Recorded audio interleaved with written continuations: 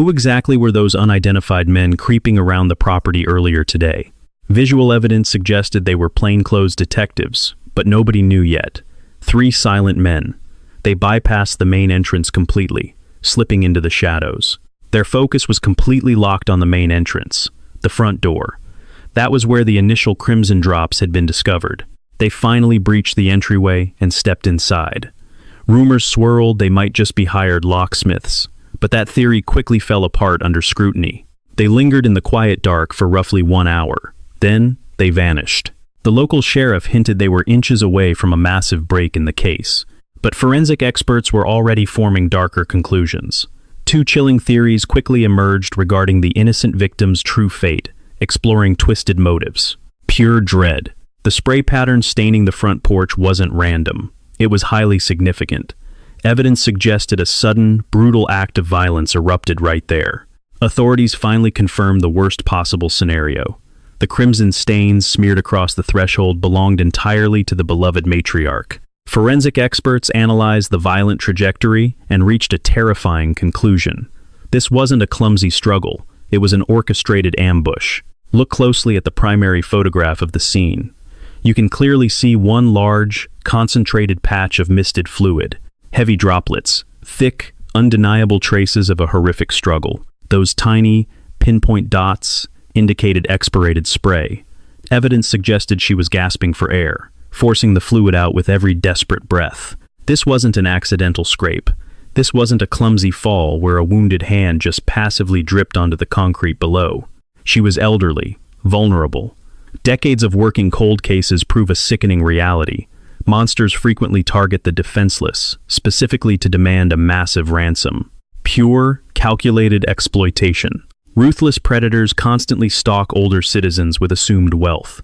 They violently ambush them at their front doors, or commit fatal atrocities right in their hallways. Her value as a target skyrocketed if the attackers did their homework. They knew exactly whose mother she was. That was the first mistake. Figuring out her identity didn't require master detective work. If they believed a massive payout was coming, it strongly suggested someone with intimate knowledge pulled the strings. Who held that dangerous secret?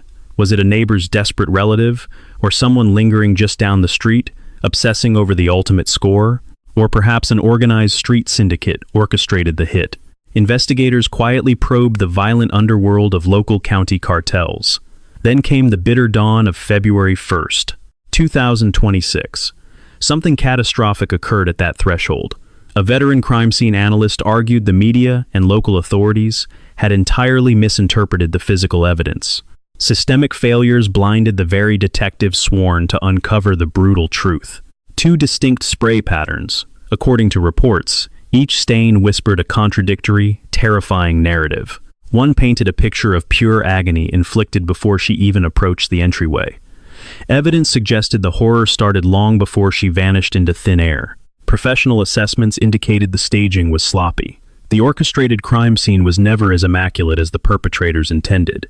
One cluster indicated a massive, sudden strike. The other proved she was gasping when they took her. Combined, this dark forensic puzzle completely shattered the prevailing theory. The beloved grandmother didn't just fall victim to a lightning-fast snatch and grab. It was a heavily premeditated execution. Brutal, unforgiving.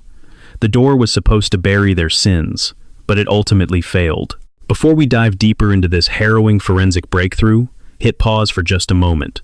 Take exactly 5 seconds to hit like, subscribe, and share this crucial video. The devastated family deserves justice. This specific, critical analysis needs maximum public exposure to finally rattle the cages of the guilty. This horrific mystery only reaches the right witnesses if you spread the word. Now, let's step back to the gruesome stains. Nancy Ellen Guthrie was 84 years old. She anchored her desert community for over 5 decades. A devoted woman, deeply spiritual, tied to strict, comforting routines. A loving mother of 3, a cherished grandmother, and, as a shocked nation would soon discover, the mother of a famous national television anchor. On the evening of January 31st, 2026, the nightmare began. Her loving family saw her for the very last time. Warm smiles, casual, everyday goodbyes. They safely returned her to her secluded residence, nestled deep within an affluent suburban neighborhood. She walked inside, the deadbolt engaged with a final click. She completely vanished. The very next morning, on February 1st, a close friend noticed her empty pew at the Sunday service. That completely shattered her routine. Whispers mutated into sheer panic. Frantic phone calls went straight to voicemail. Her terrified children raced over, tearing through the silent property for an agonizing hour before begging dispatchers for help. The chilling discovery made by the very first responding units instantly escalated the nightmare. A horrifying pool of evidence right on the welcome mat. Authorities ran the DNA, and it matched the beloved matriarch perfectly. 24 hours in, Sheriff Chris Nanos made a chilling declaration that sent shockwaves across America. The search for a lost woman was over. It officially became a sprawling criminal hunt, with homicide units circling. Federal agents swarmed the property, locking down Nancy Guthrie's front porch. Within days, the chilling security recordings finally surfaced. Director Kash Patel released haunting stills of a weaponized phantom lurking on her porch. Gloved fingers, a heavy pack, a dark winter mask obscuring every single facial detail, and the unmistakable shape of a holstered weapon. The intruder struck the security lens, fighting to blind the camera. When the tech survived, they shoved a nearby potted plant over the glass to swallow the truth in shadows. Extortion letters hit newsrooms, demanding digital funds. 2 deadlines ticked by without a single whisper. The captors vanished into the dark. Meanwhile, tens of thousands of frantic tips hit the federal tip line. Detectives grabbed 2 targets, only to cut them loose. Desperate, her family posted a $1 million bounty to bring her home. Authorities admitted they deployed advanced genetic ancestry tests on the physical traces left behind. Yet, the beloved 84-year-old remains utterly lost. Nobody has been formally named. Handcuffs remain empty, but beneath the chaotic circus of dead ends, hollow press briefings, and massive bounties, a pair of brilliant forensic examiners lock their eyes onto one highly specific, hidden detail. They bypassed the taped phantom, the extortion letters, and the reward cache. They studied the crimson spatter. What they uncovered rewrites the entire nightmare. To grasp the sheer horror of their findings, you must accept one fundamental truth. People lie. Cops misstep. But those crimson drops never fake a story. Eyewitnesses hallucinate. Grand theories crumble. But biological fluid, the brutal footprint of agony abandoned on the pavement, screams a truth immune to politics. It refuses to bend its terrifying narrative to protect the guilty. The forensic mind driving this breakthrough spent decades hunting predators through the darkest, most violent underbellies of Atlanta and New Orleans. Those 2 brutal environments offered a masterclass in the absolute worst atrocities mankind can inflict upon one another. He hunted kidnappers, solved murders, and tracked elder abusers. He frequently walked into grim spaces where the biological spray confessed long before suspects spoke. When he analyzed the dark stains on Nancy's porch, he didn't find one narrative. He uncovered 2. His initial gruesome discovery was something he chillingly dubbed a sudden snatching. Right on that welcoming threshold, the exact spot where detectives and 3 mysterious phantoms would later linger, rested a massive, deeply saturated pool of thick crimson fluid. It was no faint wipe. It lacked the drag marks of a crawling victim, just a dense, heavy puddle left behind by an explosive ambush. That terrifying shape never comes from a clumsy trip over the steps. Evidence suggested this was no casual drip from a paper cut. You never see this horrifying volume when a victim merely grazes their knuckle on the wood. Through his hardened expert perspective, a massive puddle of this magnitude strongly points to one explosive, catastrophic impact. An ambush right on those boards, something terrifyingly fast. An attack so vicious it triggered an instant, heavy hemorrhage localized to a single spot. He refused to stamp this as an absolutely finalized lab decree. Instead, he delivered the dark translation of a veteran who sacrificed his entire youth decoding human slaughter. Yet his chilling deduction rings with undeniable authority. A nightmare occurred. And, judging by the sinister biological footprint, it was merciless. But before we pry into that second, deeply sickening crimson stain, the one that shatters the whole case, pause for a second. Tell me in the comments, where are you sitting? Type your city down below. We have armchair detectives tuning in from all over the United States, and from the United Kingdom, from Nigeria, Canada, and Australia.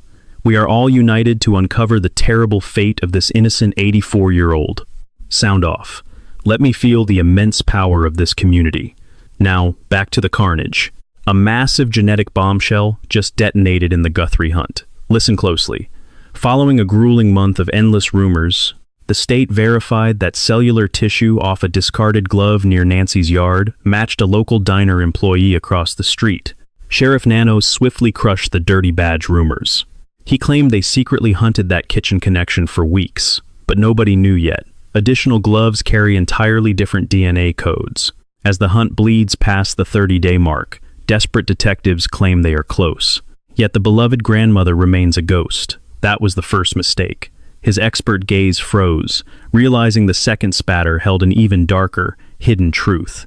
According to forensic experts, this single clue possessed the power to shatter the entire investigation. Ringing the primary stain were microscopic crimson specks. They looked entirely different from the main pool, whispering a far more sinister story about their origin. This was no superficial scrape.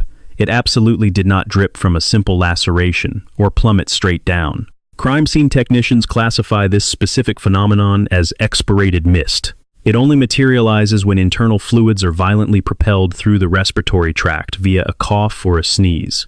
It is the agonizing, uncontrollable gasp of a dying victim desperately trying to clear lungs crushed by severe internal damage. Just let that horrifying reality sink in. Those minuscule speckles never originated on the surface of Nancy's skin. They erupted from deep within. Evidence suggested that by the time she reached her entryway, her compromised respiratory system was already actively failing.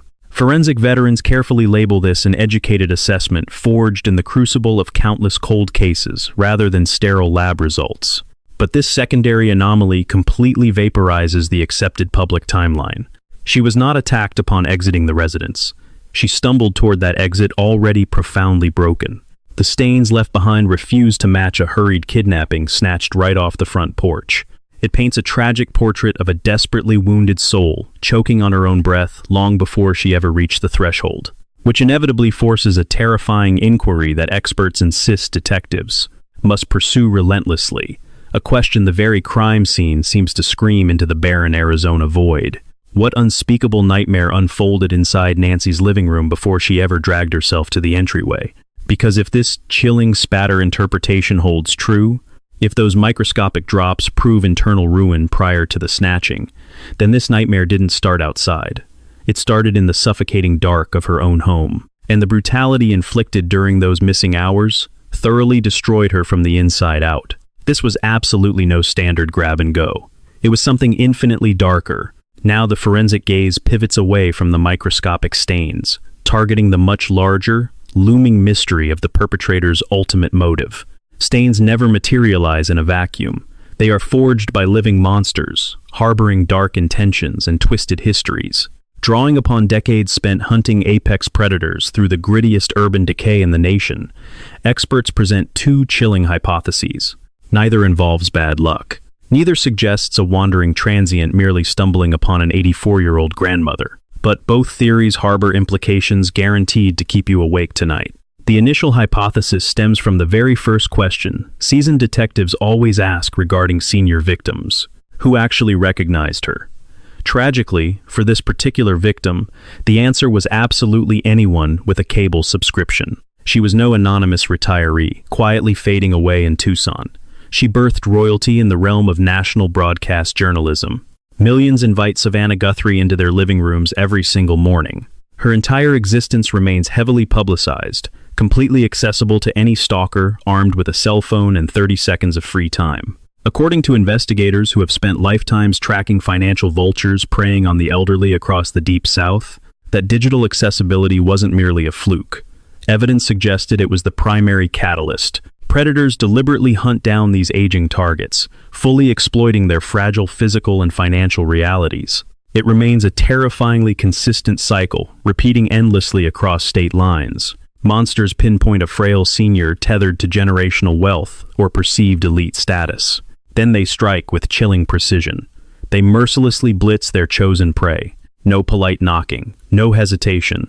They breach the perimeter, completely overwhelm the inhabitant, and ruthlessly extract their prize. This calculated blitzkrieg guarantees absolute terror while neutralizing any defensive maneuvers from someone already crippled by Father Time. Nancy was a beloved 84-year-old reliant on a cardiac device just to keep her heart beating. She survived on daily prescriptions. In the cold, clinical vernacular of homicide detectives, she represented the ultimate high-value, defenseless mark. But nobody knew yet that the shadows creeping toward her porch late January 31st into February first possessed an exact blueprint of her life. Evidence suggested a level of sinister orchestration that was just the beginning. That shadowy figure caught on the doorbell camera didn't just stumble onto her porch that night. Evidence suggested they had scouted the property days earlier. No backpack, no rush, just quietly mapping out the perimeter. They were hunting. This crew returned to the residence repeatedly, memorizing the blind spots, probing the security flaws, and waiting for the absolute perfect second to strike. It wasn't a crime of opportunity. This was calculated, ice-cold predation, but nobody knew yet just how deep the trap went. This is where the forensic blood patterns collide with the elder targeting profile to paint a truly sickening picture. Think about the central mystery. If the ultimate endgame was trading Nancy Guthrie's life for a massive payday, her physical safety was their leverage. A living captive is a gold mine, a deceased one is a liability. But what if breaching that sanctuary didn't go as planned? What if subduing an 84-year-old grandmother in her own home triggered an unexpected struggle in the dead of night? Evidence suggested the situation spiraled completely out of control, inflicting far more physical trauma than the intruders ever bargained for. If that happened, the chaotic evidence left on her front step takes on an entirely new, terrifying meaning. It was all a stage, a desperate illusion painted in blood to hide a horrific truth. They needed a botched, brutal home invasion to look like a precise, high-stakes ransom grab. They were actively rewriting a tragedy into a hostage thriller. It was a masterclass in misdirection, meant to entirely blind the detectives and utterly break her loved ones. They fed the press a beautifully crafted lie right there on the porch, hoping nobody would actually listen to the silent screams hidden in the forensic splatter. Now, official sources haven't locked this in as absolute fact. This read comes from decades of dissecting the darkest corners of the criminal mind. But honestly, the sheer cruelty of that theory is something that should keep all of us awake tonight. Because if the experts are right, if this helpless widow was targeted and her assault was dressed up as a corporate-style kidnapping, these monsters weren't just ruthless. They were brilliant. Having the sheer nerve to stand in the wreckage of a violent crime and calmly orchestrate a fake scene requires absolute ice in the veins. And that chilling level of discipline, that brings us to a possibility even the local police seem afraid to touch. If you're still tracking with me, and I know the details of this cold case are incredibly heavy, type the phrase, "I am still here," down in the comments. I need to know who is really listening. Let's prove there's an army of us refusing to let Nancy be forgotten, because our collective outrage is the only thing forcing a broken justice system to keep searching. Drop it in the comments. I am still here. So let's talk about the second theory, a massive systemic failure that the authorities absolutely refuse to acknowledge on camera. You won't hear a whisper of this on the evening news, because the implications are just too damaging. But when you pair this silence with the horrific story the blood evidence tells, ignoring it becomes complicity. Breaking down the tactical execution of the night, seasoned profilers see the undeniable blueprint of a high-level syndicate. This wasn't some desperate addict looking for quick cash. It wasn't a couple of reckless rookies playing out a Hollywood movie script. Evidence suggested a military-grade, fully compartmentalized underground network. Strip away the rumors and look at the bare, terrifying logistics of what actually happened that night. They handpicked their prey. They stalked her property repeatedly until they knew every shadow. Then they breached the walls at 0:30, utilizing sophisticated tech to blind the alarm network completely. Next came the physical extraction, dragging an 84-year-old, likely bleeding woman out of her own bed, slipping through a quiet suburban street, and vanishing before a single siren wailed. Then came the ransom demand. No cheap magazine clippings glued to paper. This was a highly encrypted digital extortion. They demanded payment in a specific virtual coin, purposely selected because it acts like a black hole for federal investigators. And when the clock ran out and the messages ceased, the entire network just evaporated into thin air. Nobody cracked under pressure. Nobody leaked a clue. And that was the first mistake the cops made, assuming they were dealing with amateurs. Looking at that flawless execution, Our expert is practically screaming a question that Pima County detectives urgently need to address. Why are they ignoring the cartel and gang angles? He isn't putting a specific crew on blast or dropping names just yet, but he is pointing out that the meticulous surveillance, the total radio silence, and the tech-savvy financial extortion simply do not fit the profile of local street thugs. This screams of repeat offenders. We are looking at ghosts who operate within an incredibly rigid, professional hierarchy designed exactly for this kind of nightmare. Because Pima County isn't just a quiet desert town. It happens to sit right inside a notorious geographic corridor. Federal data proves it is arguably the most heavily utilized superhighway for organized crime syndicates in the entire American Southwest, leaving us all with one devastating, unresolved question. The expert stopped short, letting the horrific question hang. Yet, the terrifying question he raised, when placed against the cold evidence, changes everything. Because if a ruthless syndicate actually orchestrated this nightmare, operating with a strict command structure, backed by an underground network of professionals who specialize in making human beings simply vanish, the ticking clock to locate Nancy Guthrie completely shatters into pieces. The manpower needed to track her down skyrockets. Standard police tactics become utterly useless, forcing detectives to act on the few burning leads they have before the trail goes completely dead. Evidence suggested a chilling reality. Whether a targeted attack on a vulnerable senior or a cartel hit, this ambush was meticulously orchestrated. The trauma was calculated, but the red stains pooling near the entryway were never meant to scream the secrets they were whispering now. That was the first mistake. The abductors slipped up. They left the entryway unsecured. If this deep dive into criminal psychology grips you, if you demand justice and crave more of these intensive forensic breakdowns, hit that like button, subscribe to our community, and send this to your family. We need your backing, but more importantly, the vicious, predatory mindset we are exposing here, the quiet hunting of our most vulnerable elders. Weaponizing digital footprints to track innocent mothers and grandmothers is a systemic threat that your household absolutely must learn to guard against immediately. Pass this warning along. It might literally save a life. Then, the investigation hit a wall. Until, buried beneath the mountain of cold evidence and endless speculation, a sudden breakthrough emerged. A singular spark of hope ignited within the suffocating darkness, because independent experts realized a third, mind-bending truth was quietly hiding within the macabre forensic puzzle left at the front entryway. The revelation did not come from law enforcement. It came from a local Tucson journalist, a man who dug deeper into the shadows of this systemic failure than anyone else. He obsessively reviewed the expert testimony regarding the dual stain patterns left behind. He agonizingly studied the massive primary pool, alongside the terrifying mist of aerosolized crimson spots. Then he proposed a theory so beautifully simple, yet so devastatingly profound, it remains the absolute, most critical public deduction ever made regarding the grim physical clues of this ongoing mystery. Had this innocent mother perished entirely within those walls before being dragged away? Had her attackers inflicted a lethal blow long before dragging her toward the exit? Those microscopic airborne spatter marks simply would not exist. Official evidence suggested those microscopic mist flecks propelled violently from the victim's respiratory tract during a desperate cough can only be generated by a human being who is still desperately clinging to life. It demands a chest that is actively heaving. It requires lungs fighting for oxygen. It mandates a fragile human form that is still actively surviving, no matter how excruciating and agonizing every single gasp might actually be. Corpses do not gasp. The dead cannot forcefully clear their throats. A lifeless shell cannot project a mist of bodily fluids onto a doorway in the exact configuration investigators discovered at Nancy's house. Therefore, according to the journalist's chilling realization, those tiny red markers were never signaling a murder.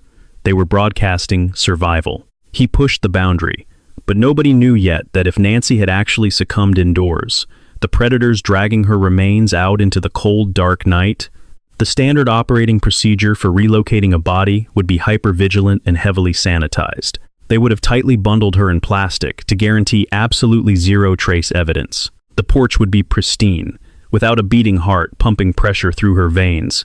A dynamic fluid trail is completely impossible. The undeniable presence of that horrifying mist, right at the exact threshold of her violent abduction, proves one absolute certainty with bone-chilling clarity.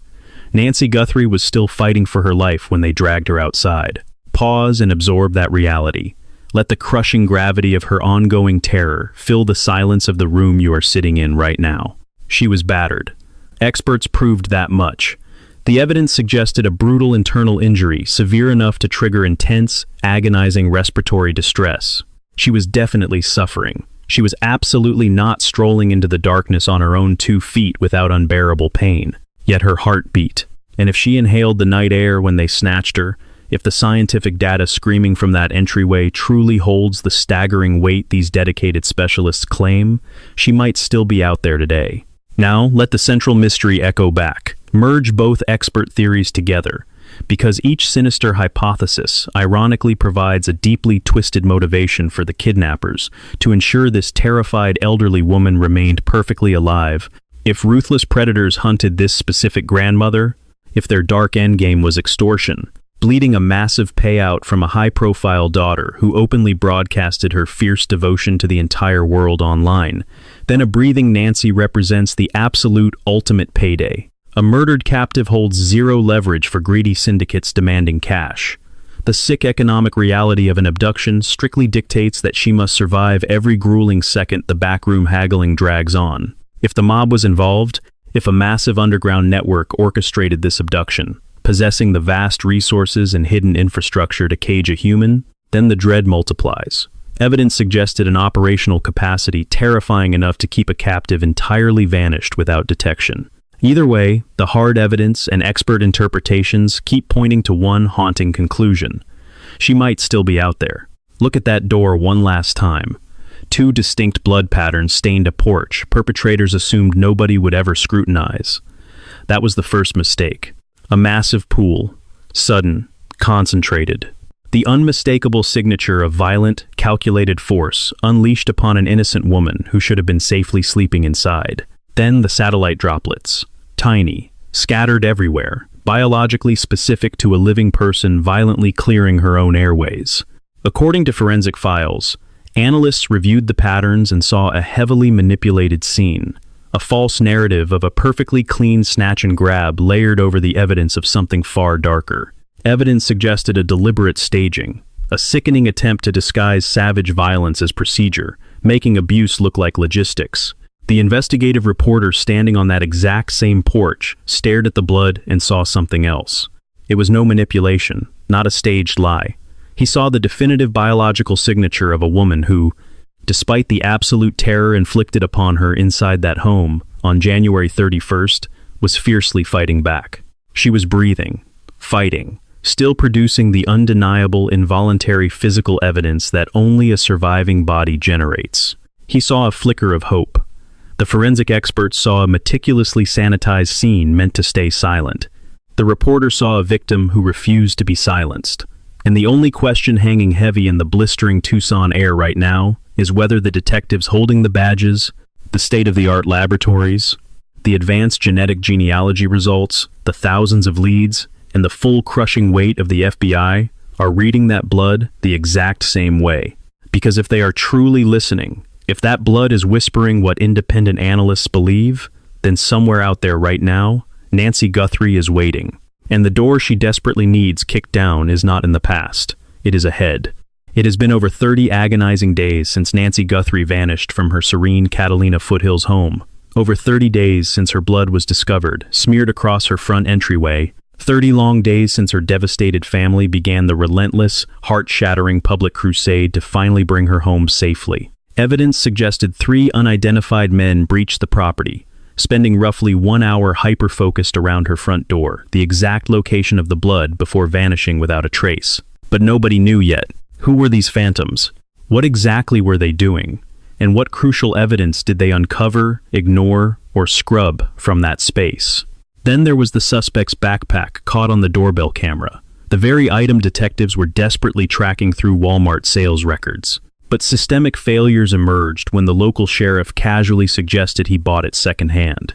That promising lead instantly froze. It meant one of the only tangible pieces of physical evidence tying a monster to Nancy Guthrie could no longer be tracked through traditional retail channels. Then came the chilling gang syndicate theory. raised explicitly by a seasoned criminal profiler as a highly credible threat demanding immediate investigative attention. Yet publicly, law enforcement remained dead silent. The pressing question from experts hung in the air. What are investigators doing about Pima County gang ties? It remains completely unanswered across every single public forum. They withheld one vital detail. Consider the two terrified women who stormed into the sheriff's department. They claimed to be 100% certain of the ruthless kidnapper's identity. 0 arrests followed. Not a single public briefing has ever addressed their sworn accounts. That critical investigative thread is left twisting in the wind, totally ignored. Now, the genetic genealogy results. The exact same forensic miracle that finally unmasked the Golden State Killer applied to DNA ripped from Nancy's porch. Those critical laboratory results are pending. When that science drops, it will change everything. Yet beneath the chaotic noise, beneath every hollow press conference, massive reward poster, and sanitized media briefing, the blood spattered on that door is still speaking. It continues whispering what the forensic experts feared, and what the local reporter translated into the 4 most agonizing words in this entire investigation right now. She was still alive. She might still be trapped out there. The science is running. Detectives are working cold leads. The hotline tips are processing. And somewhere out in the void, locked behind whatever sinister door Nancy Guthrie has not yet been allowed to open, a beautiful woman who spent over 8 decades cultivating a warm life of faith and family sits waiting for a savior. The blood proved she was breathing when they took her. We can only pray she still is. This true crime documentary channel thrives solely because of you. Every view, every comment, every single share. And if exposing these dark, twisting investigations is the relentless documentary content you need to see more of, if you truly believe that forgotten victims like Nancy Guthrie demand this intense scrutiny and unyielding analysis, if you refuse to ignore the evidence, become a channel member today. Your backing forces close doors open. It ensures the dead still speak. It holds a broken system accountable when the media moves on, leaving victims behind. The link is below. They are watching. We appreciate you braving the dark. Thank you for demanding absolute truth with us until the bitter end. Nancy Guthrie's file stays open, and we are not done.